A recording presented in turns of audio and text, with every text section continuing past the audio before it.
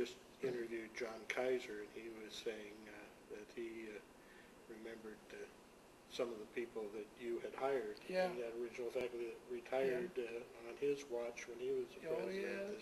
People who spent their whole career here. That's right. There were a lot of good people. So what did you find to be your biggest rewards of being a community college president? What really made you smile?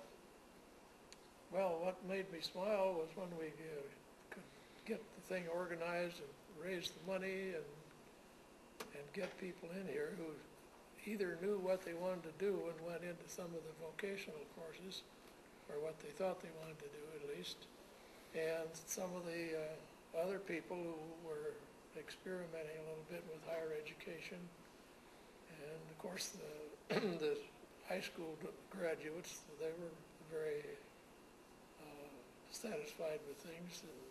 It was work. I don't know. I didn't have any problems with that sort of thing.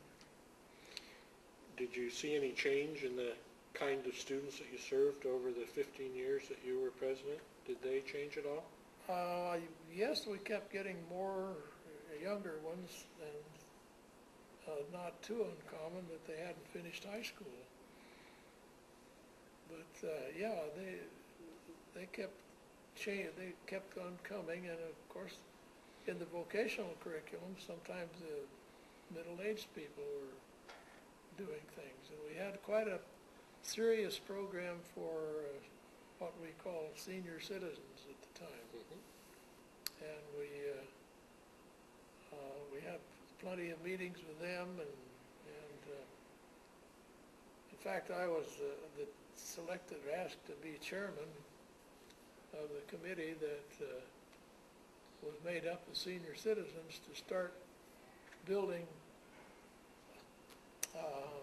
the senior centers in the county. And all I really did, had a very good staff person, a young lady, and all I really did was conduct the meetings and make sure people got heard, and made sure we came to some conclusion that looked like it would be workable, which we did. And they took, first they wanted, the first motion they passed was we want to have a senior citizen in every town in Clackamas County. A senior center in Senior center, yeah. And so that was the one they worked on, and it finally happened 9 years later.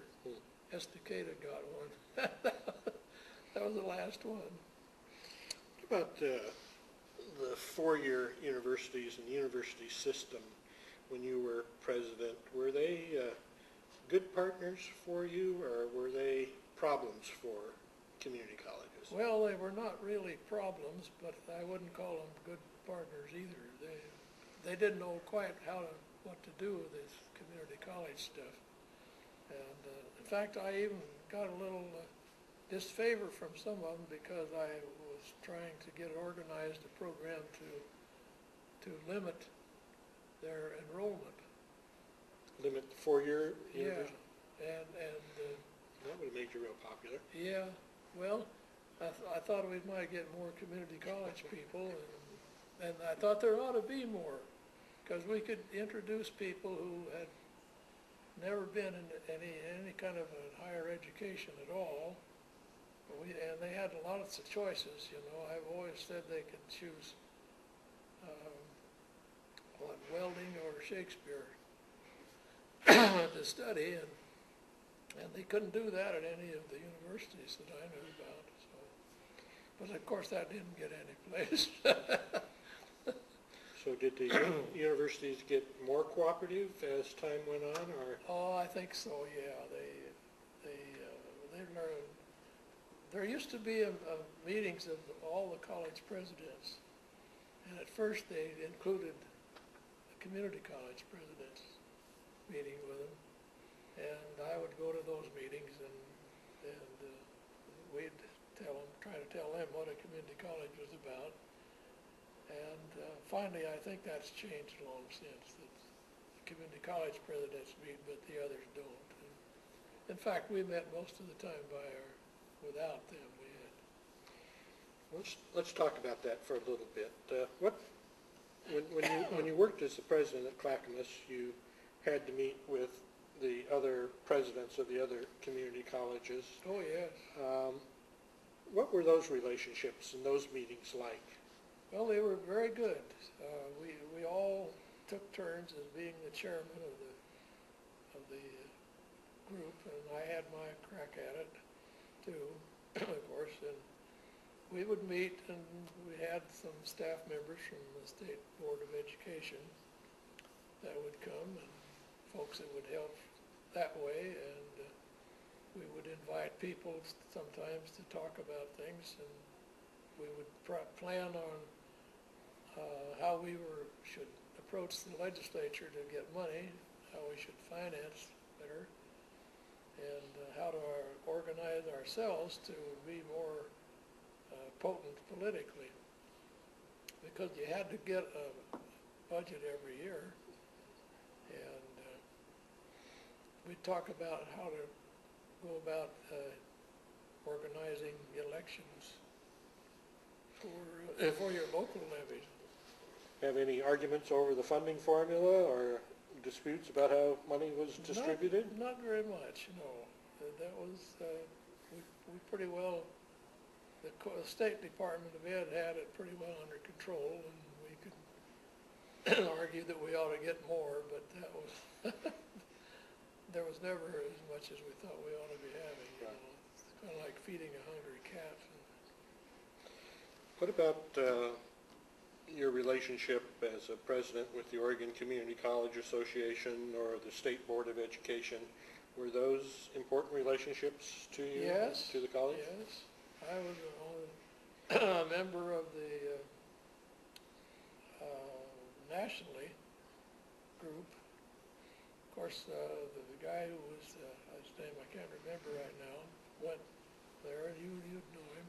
Dale Parnell? Dale Parnell, yeah. He went and became the national secretary, or whatever you call him, for community colleges all over the country. And I served on that board for 3 or 4 years, as well as other kinds of state organizations. No, we had a pretty good system, and it worked. What has changed with community colleges over the many years that you've had an opportunity to both work and observe in them? How have they grown and changed? Well, they've all grown very rapidly, and I don't know that they've changed a lot. They still offer a broad array of programs, the educational programs, and I think they operate pretty much like they used to. Of course, I don't know. I've been retired for a long time now. Have any advice that you'd want to give to someone who is a leader in a community college today? Any lessons that you learned that you think ought to be passed on? Well, I think if they still are being funded the same way, my advice would be to learn how to conduct a levy, a property tax levy that people have to vote on. That would be, and that community relations are important, more so than with the big universities. Right. So that's the factor. We had very good relations with the senior citizens in the county. We gave them pass free tuition. And then one day I was sitting in my office, and in came 3 coaches from high school. And they came in and they said, well, doctor, we want to come, the coaches in the county want to give all those people who have your pass, no tuition, free admission to our games, basketball, football, and so on. Would that be all right with you? And I said, yeah, you bet. That would help make the senior citizens even more happy about having a community college. They were always, as a group, supportive. Yeah. Fortunately, colleges today don't have to do operating levy elections anymore, but they Yeah. still have to do bond elections. So Yeah, oh yeah. I think your advice to know how to sell those things is still very important. So, well, John, thank you very much for taking the time this afternoon to answer these questions from the OCCA. Again, this is a project that is being put together by the Oregon Community College Association to create a history of recollections from prior community college leaders in Oregon. So thanks to Dr. John Hakanson for being our guest this afternoon. Well, thanks for inviting me. It's nice. You're welcome.